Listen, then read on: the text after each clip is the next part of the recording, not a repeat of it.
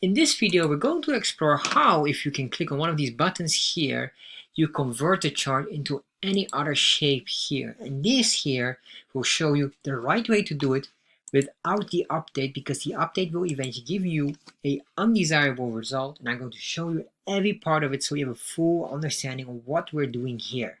So let's start and explore how to do this with chart.js.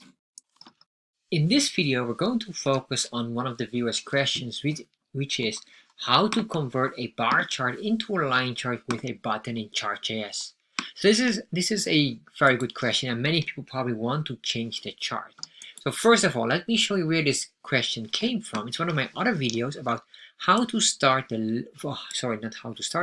to show the labels in the customized tooltip in chart.js, which is a quite interesting one as well. And in here, Gadget Meta was asking the following question. Is it possible to convert a line chart into a bar chart in one click of button in chart.js?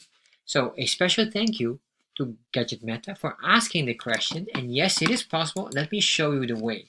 Alright, you might say, well, if you just do update my chart update and it will work fine. No, it does not, but I want to show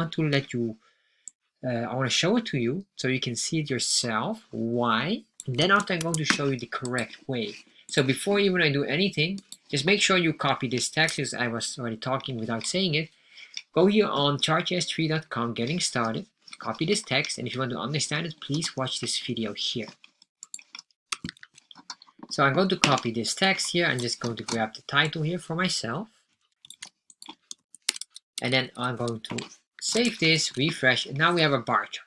So what we want to do now is we want to put in 3 buttons. I'm going to use 3 different charts that we can create: a pie chart, a line chart, and a bar chart. So the default is a bar chart. So what we're going to add up here is 3 buttons. And here, what we have to do as well is we need to say here, because this will be a function, I will say this will be triggered on click. So the on click equals, and then we give it a function name chart of a change. That's maybe a nice name, change chart with capital C. And here we're going to put in our argument, and the argument here, the first one is bar. Then we say here bar chart. So I'm going to copy this, and what I want to do here is to put in 2 more. This will be line, so we can always make a line chart and on click, and here will be pie for pie chart. So I'm going to change this here, and I'm going to save this. Alright, so again, I repeat, I'm going to show you first the update method, which is not the way to do it, but you will understand why you should not do it like that. So in here, let me put in some extra space here down. We're going to put in the function name. So we say here, function, change chart. And here, this will be change chart, and we say chart type as the parameter. And then in here, we're going to indicate what we want. Well, basically, if you would do the update method, you would just say here type. So we go from my chart to config, which is here. And in the config, we have the type, which equals the parameter, whatever we selected here above. So we'll say here my chart, and say your .config .type equals, and the equal will be the chart type here. This is the parameter, and then we say my chart .update. So if I save this now and then refresh here, we have nice buttons here, and if we click on this, alright, bar is fine. Then we click on line, and you can see here what is happening.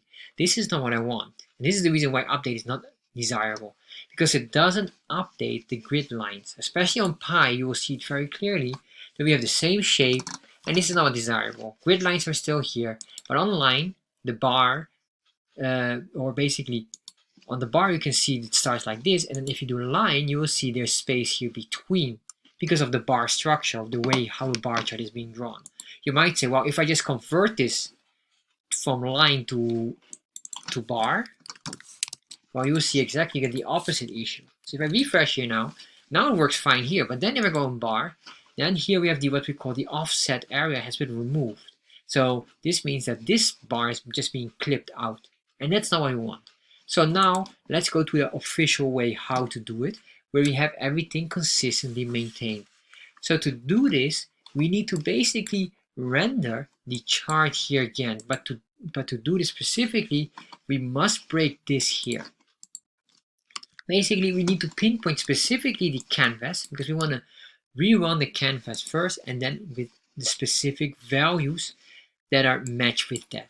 All right. So we say here constant, and we say here you can give it CTX. That's all right. You can give it anything you want. Doesn't matter so much. But here we grab here the document dot get element by ID chart. We're going to grab this, put it in here. So once we did this, we have this one here. This means here, this here, what we just grabbed is basically this. All right, so we can just put that in here. You can make this even smaller by making these all together, so it's more concise. Should you do it, that's up to you. But this is basically now a easier way to do it, or just more concise. Of course, we're not done here. What we want here, because this here needs to run in here as well. So because we are not going to use the update at all. Everything here will not be used. So what we're going to do here is the following. We will be needing this here, but what we need to do is the following. We need to grab this config, because we're still grabbing here the config, but we need to remake our new config and reassign here the type. So what we're going to do is this will be not anymore constant but a let. And the reason why we're going to use let here is because we're going to use the config value again here. And this will be eventually as well let, because this part will be reused as well. So those two are being reused. So we're going to say here the following. We're going to make here, we're just going to copy all of this of the config block. But the only thing what I really want to grab is the type. And this type must be dynamic by whatever we select. That's this parameter here that will grab that, or that will fill up that specific part. The data here we want to maintain because this is just the data here above. So we want to keep everything else. The options here, we have no options, so we can just remove everything. You can even delete this if you want. Doesn't matter, or basically you have like this. We can delete it. We can then delete this as well. So now we have this part here. We're grabbing everything here that we need. All right. So once we have this, we have this part here. Oh, there we are. The next part, what we want to do here is we need to check, because basically what we're going to do is we're going to destroy the chart. We need to destroy the chart because, as you could see here, and it was the issue, it grabs here the offset, or it still grabs everything else. So what we want to do is we want to destroy the chart because we need to redraw the chart from scratch with the new grid lines, or else we have this weird effect that we have here right now. So basically this just borrows the items what we have, and the only thing what is redrawing is basically the shape or the bar chart or the line chart, or the lines or the squares and the shapes. So what we need to do here now is we're going to say destroy. But to destroy it, we need to first check if we have any chart here. So we say if statement, and this if statement will say, please check if there's already a chart existing. If that is the case, in that case, what we want to do is we want to destroy the chart. Because this is the thing, if you destroy the chart but there's no chart within here, it will give an error. And if it isn't destroyed, it will give an error as well if you didn't destroy anything at all. Because it cannot update. You need to destroy the chart and re-render the chart, which is this part here. So we say here it is, destroy, put in here. Alright, so we have this if statement here, just to make sure if it is destroyed.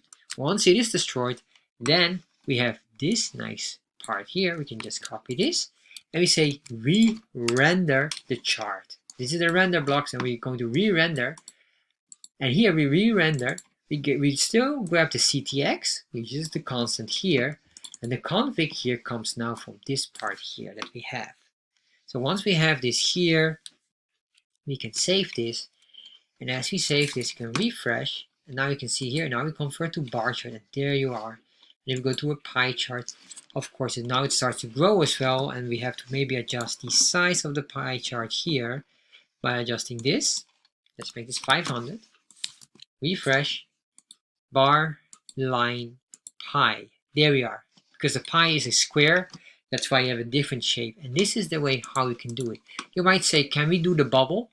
or the scatter? Yes, but there is a but here, of course, and the reason is this.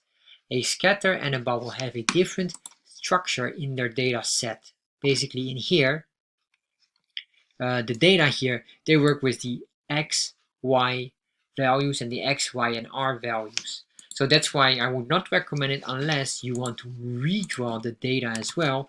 To do that, you would have to assign here the data. You can say here let data equals, and then you put in here the values. That's what you could do as well.